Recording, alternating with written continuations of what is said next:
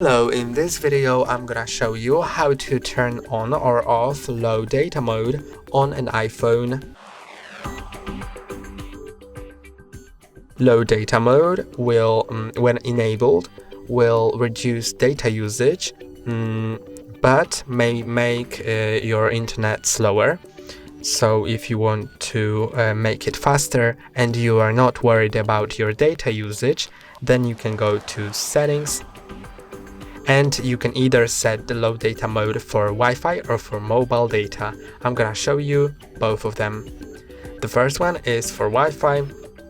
Let's go to Wi-Fi, then click on I next to your network and enable or disable low data mode, then go back.